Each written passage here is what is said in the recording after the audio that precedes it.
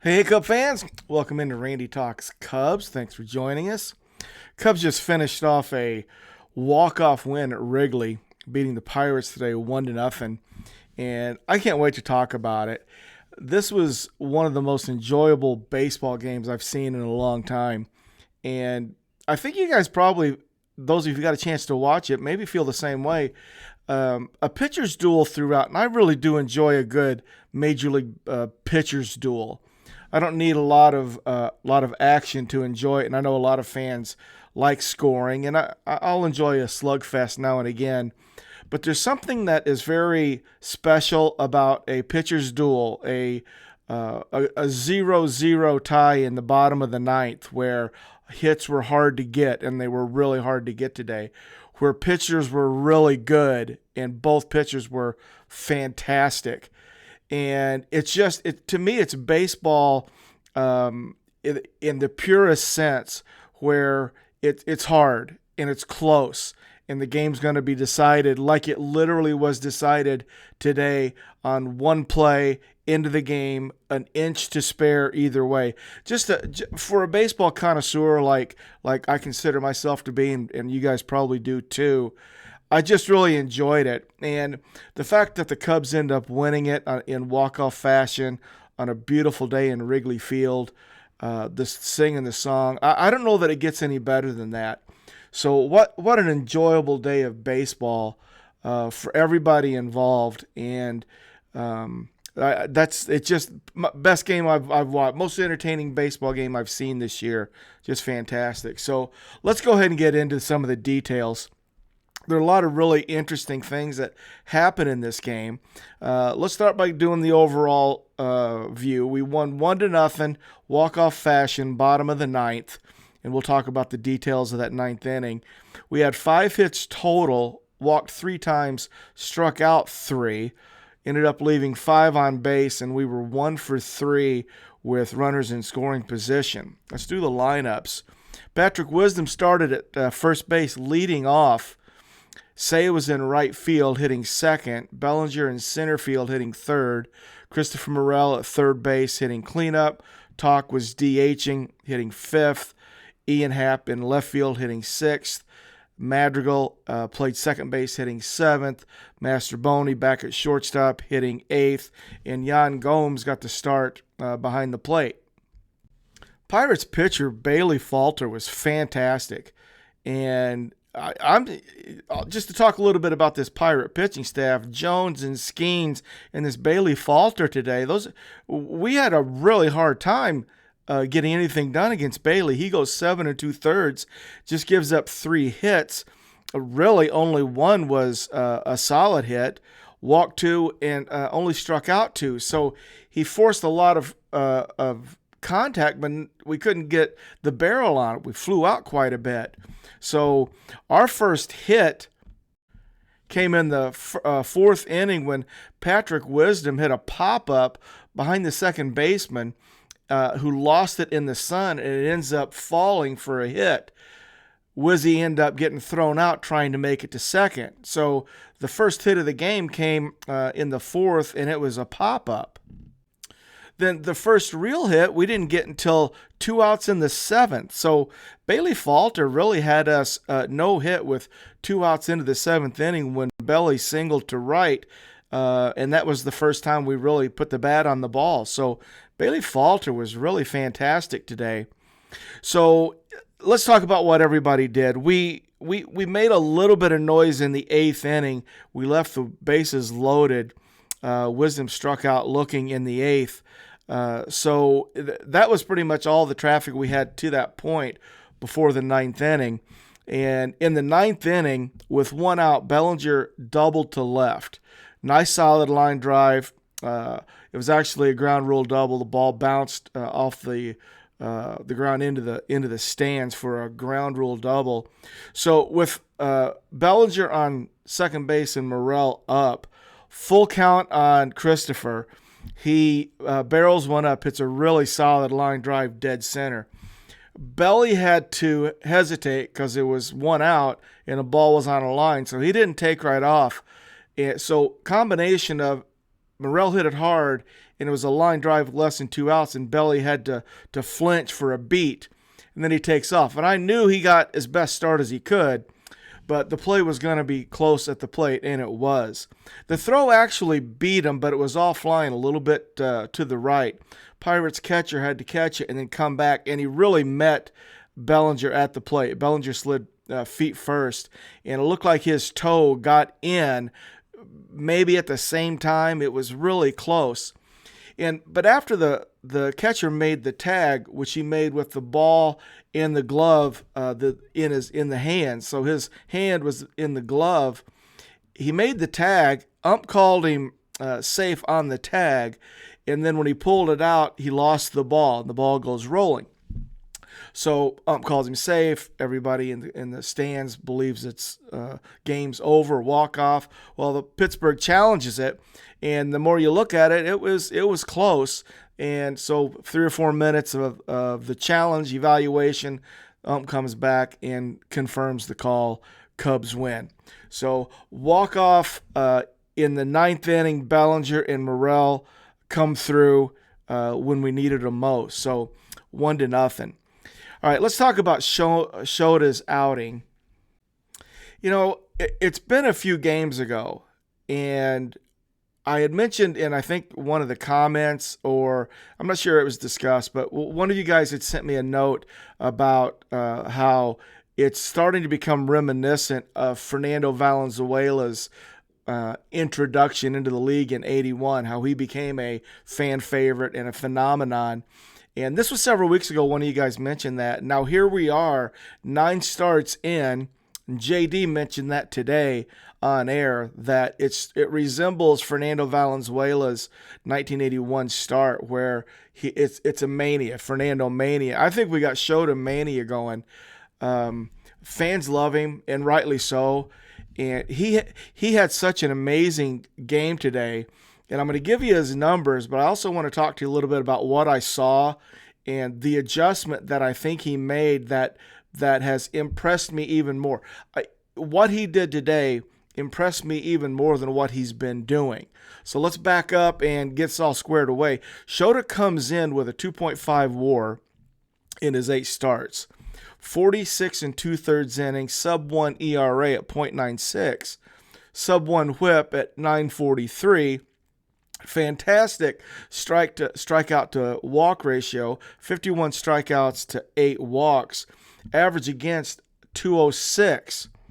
So today he was awesome. He goes 7 innings, gives up 4 hits, 1 walk, 7 strikeouts, no runs, drops his ERA to .84, down from .96.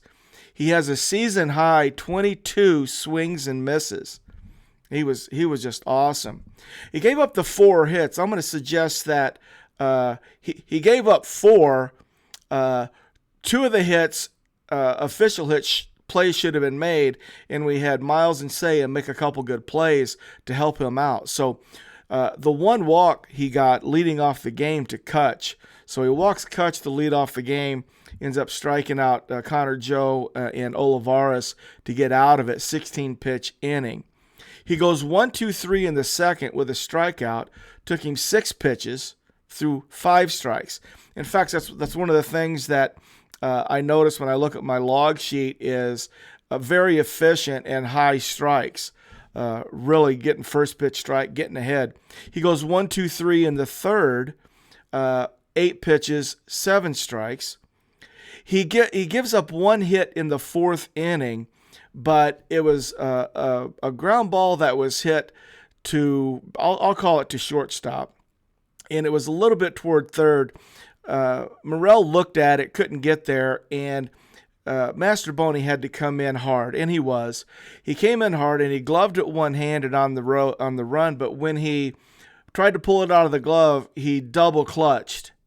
He didn't quite get it the first time, and that was enough that Olivares beat the rap at first base. So it was officially a hit, but if Miles comes up clean and doesn't double clutch like he should have, that would have been a 6-3 ground out.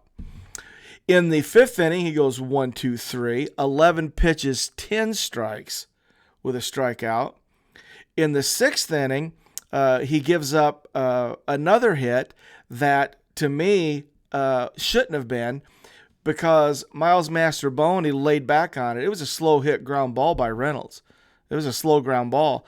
And Miles needed to come in and charge the ball, and he did. And he laid back on it, waited on it.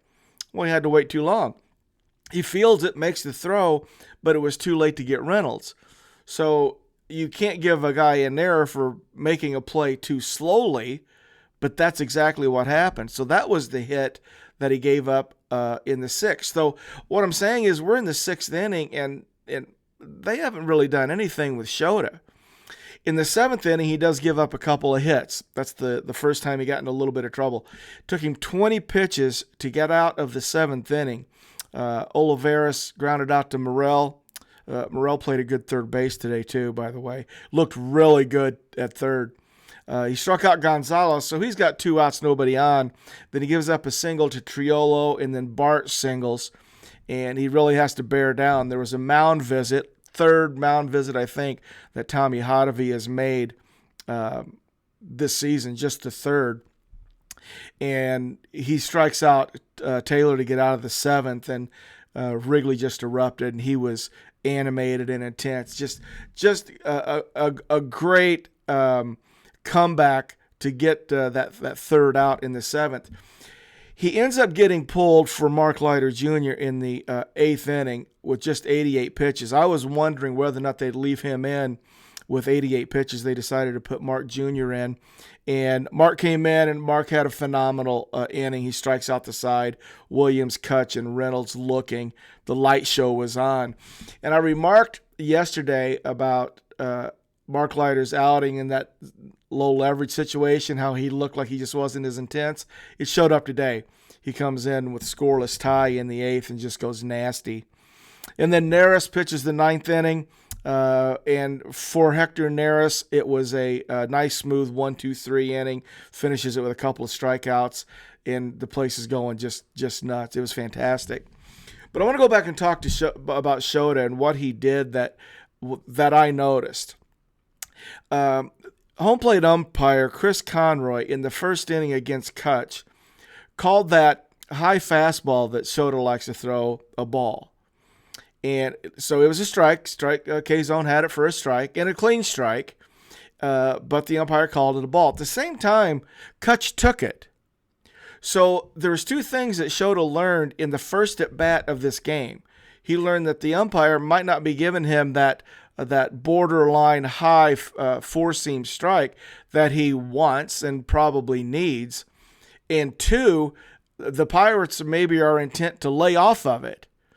And I didn't know it at the time, but now that I look back on it and watch his adjustment, I'm thinking it happened that quick.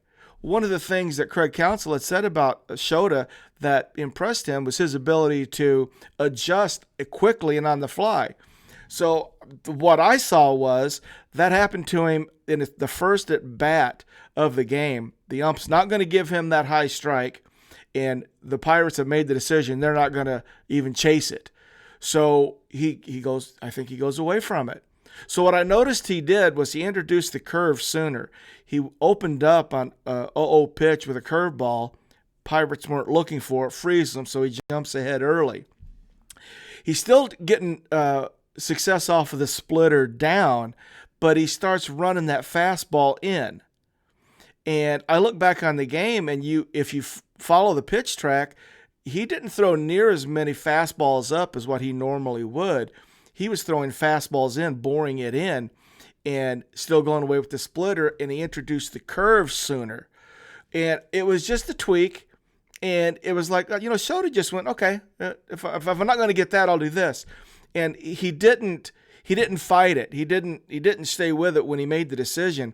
And I look back on the game and say that's what happened in the first inning.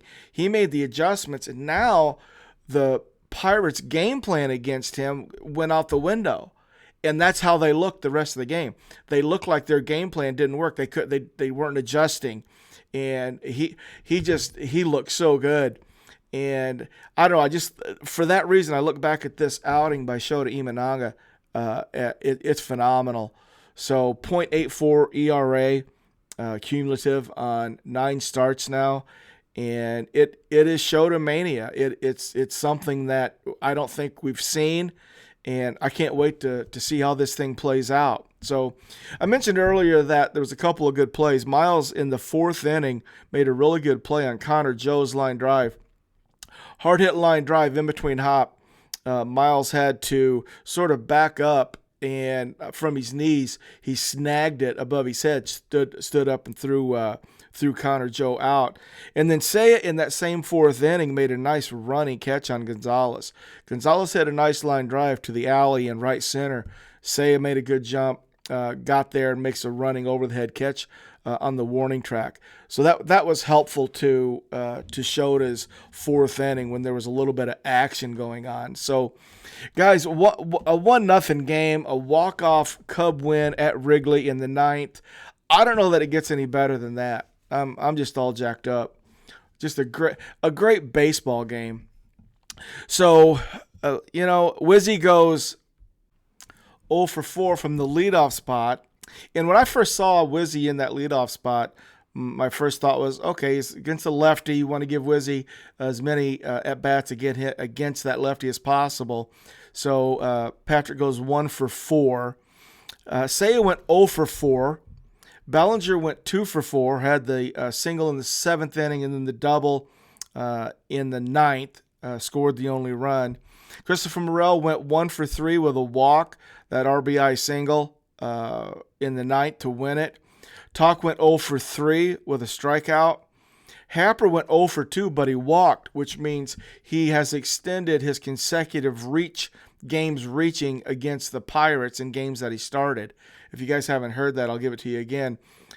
Because he walked today, Hap has a 65 game, maybe it's 66 now. I'll check it. Let's go with 65. A 65 game streak in which he has reached base versus the Pirates in games he started. This dates back to 2018. So, and he did that in his last at bat. Madrigal goes 1 for 3 with a single in the 8th, but I made the decision. I want to talk to you guys about Madrigal real quick.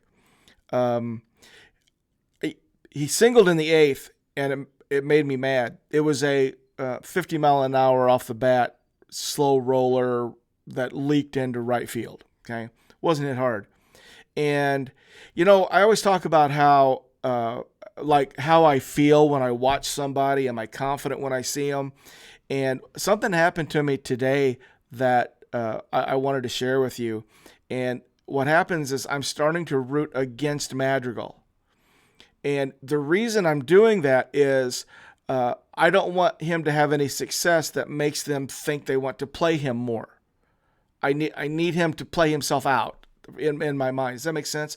It's like, oh, if Madrigal all of a sudden has a good game and gets 3 hits, they're going to go, oh, okay, Madrigal's back. And then they're going to leave him in for 15 more games, and we're going to get, 271 slug. I don't want that. I've been off Madrigal for a while, so that's sort of my natural reaction. Now, I can't help how I feel. It's like, okay, Madrigal's up. I'd rather see somebody else play. And I'm like, what does Madrigal have on the person who's making the decisions that they just stick with him and they just go, this is what he does. They play him because he's theoretically an on-base guy. Well, he's not. He's not a standout defender. He doesn't have any speed. His arm's not great. He has absolutely no power. And if he doesn't hit 290 with a 380 or a 400 on base, what's the point? So I just don't get it. So now I found myself rooting against Madrigal because I don't want him to have faux success and have them stay with him. I need to turn the page on this. I'd rather see them bring Louis Vasquez up and let Louis try it. Or I got to tell you, I'm going to go back to David Bodie. And I know David Bodie's not on the 40-man roster. I get it. But I don't know why. And I don't know what David Bodie did that they're content to let him make $3 million, and maybe it's 4 or 5, depending on that 5-year, $15 million contract that he signed. I don't know why they don't go, well, I would rather have David Bodie playing second base in this Cub lineup. Well, he'll hit 230. He's going to hit a couple bombs. I think he's a better defender. I don't get it. I don't get what David Bodie did to whoever he did it to, that they have just put him away and they don't even think about him. And meanwhile, we're playing Madrigal at second base. And Nico Horner's not in the lineup today. That's fifth straight game. Maybe he might need an IL stint, right? Is that the plan? So I'm having some emotional struggles with all of that, and I don't understand it. So I got that off my chest. Glad you guys are here for me to do that with. Master Boney went 0 for 3. He really hit a solid line drive in the third inning, and Pirates shortstop Williams robbed and made a really good diving stop in the hole, stood up and just clipped Master Boney. So Master Boney's been playing a good shortstop up until today, when he had a couple of plays that he just wasn't aggressive enough and wasn't clean enough. But Dansby's probably coming back, I think, on Tuesday. So maybe we don't have to deal with it much more, but that's kind of where we are. Nico and Dansby being out is causing us some issues. And then Yan Gomes goes 0 for 2. We got a home run by Mania yesterday, helpful, but Gomes again 0 for 2, gets pulled for a pinch hitter in the 8th when Bush came in and walked. So guys, that's what everybody did. We up our record to 26-21.